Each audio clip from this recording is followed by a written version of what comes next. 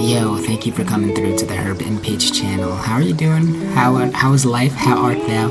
Today we're going to be looking at some video that I did, how I go about like applying the body map and what it looks like to working out and stuff. I got like 0 weights right now because I've just been working on my form, trying to get my right elbow in. I saw my right elbow lock in on that second to last one, so I'm able to get it. I just have to figure out exactly what it is.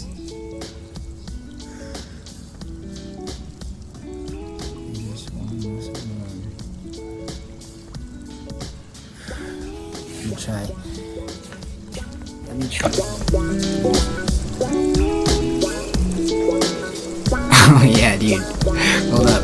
First, check out what I ran into last week. Dude, I'm downtown right now, and there's just everywhere, man. Like it literally smells like and I think it's like, I'm just like looking on the side of the road like earlier, dude, there's like piles of dookie, and I think it's human dookie, dude. There's like 10 plots of dookie like right next to each other, and it smells so bad, dude. So wild. Downtown San Diego. Just so y'all know what I'm talking about.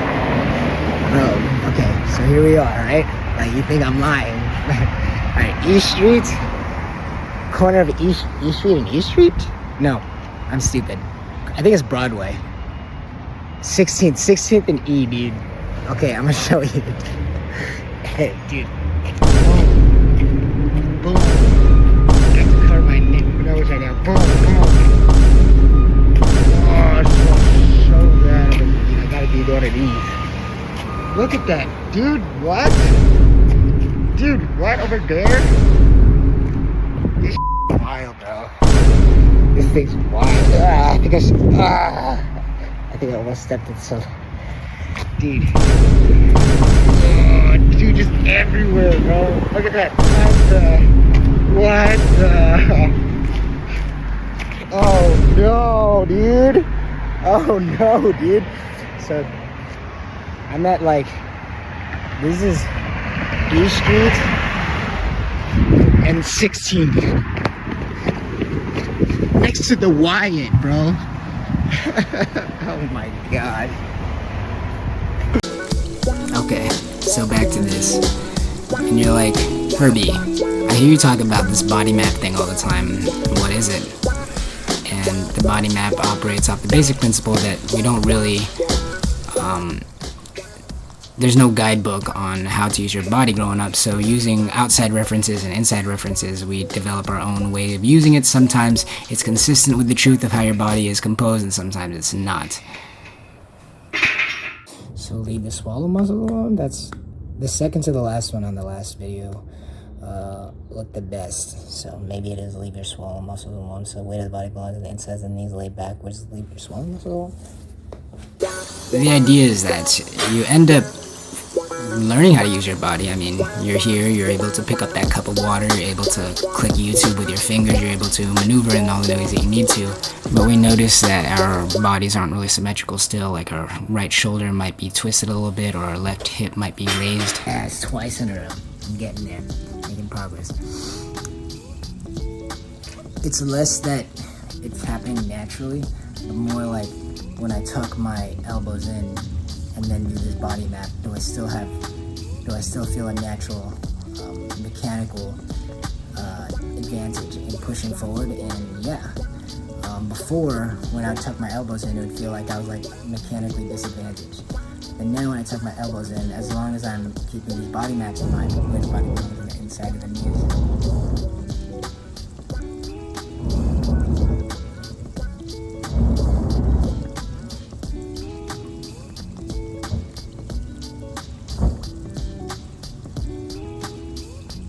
The body belongs to the insides of the knees, lay backwards.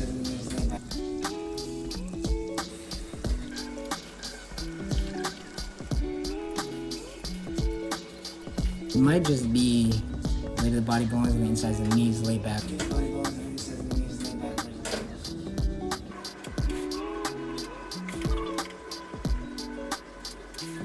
Yes, that's much better. Leave the swallow muscles, lower tip of the tongue wants to be anchored to the back of my teeth. And then lovely muscles, when I add the lovely muscles and have my elbows tucked in still, like there's now, it's like there's support in where it needs to be. So you're hearing all this gibberish that Herbie's speaking, and you're like, dude, what, dude? You're like, are you okay? You're like speaking in tongues, chanting incantations, casting spells. And yes, that's what I'm doing, dude. Okay, so it's kind of like that actually, in a way, just in terms of what you're bringing to your awareness. So one of the principles that the body map relies on, or of why the body map becomes important, is that moving properly to avoid injury, yes, but also to encourage more free movement requires attention and intention, as in intentional awareness, as becomes a common vocab for body map. Intentional awareness. It was good. I thought the first one was real good. The last two were not that great. I think the second one is okay, but you know, yeah, we're getting there, I think. So you're like, what is this intentional awareness? And it's just the idea of intentionally bringing your awareness to specific parts of your body,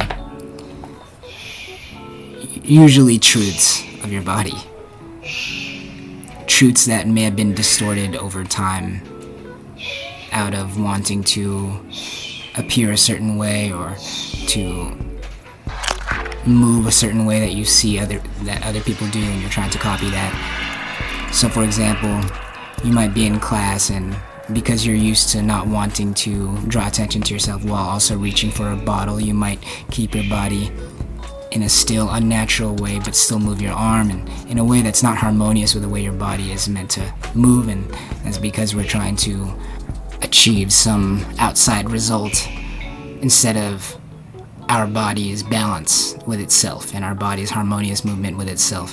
And oftentimes these distortions in our truths, in order to achieve these outside gains or outside results, oftentimes they're dissonant or conflicting with how our body wants to move with itself.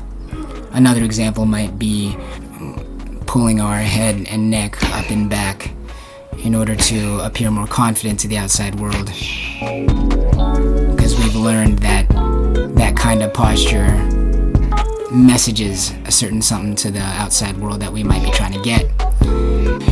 And the problem that may arise from this, from overly focusing on one part of the body, like the head and neck, and pulling it up and back in order to achieve this effect, is that it can then sometimes begin to ignore the work, or perhaps the agreement from the rest of the body that's required for this position to not just look natural, but to feel natural, and to feel balanced, and to be sustainable, and really to actually get that effect that we were looking for in the first place in our youth, when we were trying to appear a certain way for others or to ourselves, and we would distort the truths of our bodies in order to reach that. We'd focus on particular parts of the body, when in actuality the raised shoulders, the curved yet straight neck are more of an organic, they spring out organically when the body is moving in harmony with itself, in harmony with the truths of the body, which we can distort, as I was saying, which we can distort as we were getting older in order to appear a certain way to others or in the mirror. So it seems intuitive to like focus on those particular things, like, well, I want my neck to be straight or curved more, or I want my shoulders to be raised more. But actually counterintuitively, by focusing individually on those, it becomes more unnatural and becomes harder to sustain and more prone to injury, because our body is meant to move as a whole. So those nice raised confident shoulders you're looking for actually rely on your body's harmonious relationship with the truths of itself. So if you're like me and thought your hip joints were way higher than they actually are, that might actually be the disharmony in your body's awareness and relationship to itself that is preventing your shoulders from raising to a natural, confident looking and feeling state.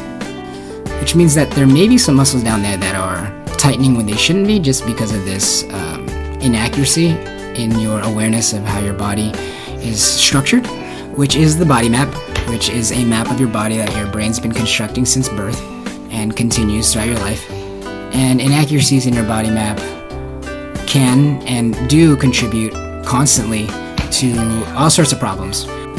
Not just limited to your shoulders not raising, but also leading to improper balance growing, which can lead to injury, overall health issues, even breathing issues, even emotional regulation is affected by this. I mean, how hard is it to remain unanxious when your body's confused on how to move in order to even get a proper breath or something like that? How to raise your shoulders to feel confident when you want to be. If your body's confused on that, it's pretty rough to be emotionally regulated when you want to be.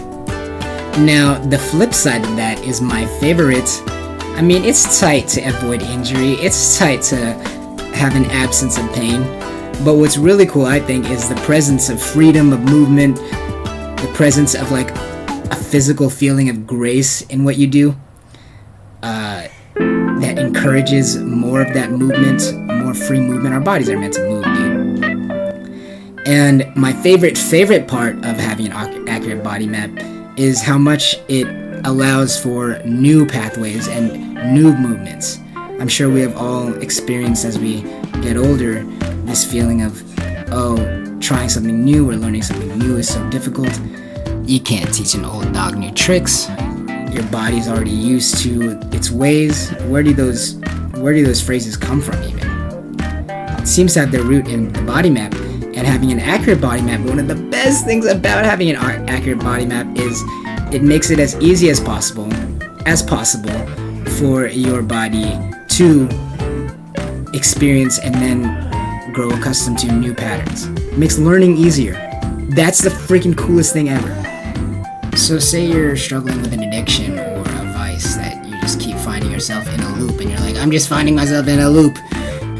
Or maybe you're like me and had the hardest time getting myself and just dragging myself to go over to the gym to do a workout. Dude, to freaking complete a workout, that thing was hard for me. Intentional awareness towards correcting and maintaining awareness of a correct body map allows your body to much more easily choose new pathways of movement, behavior, and even emotional states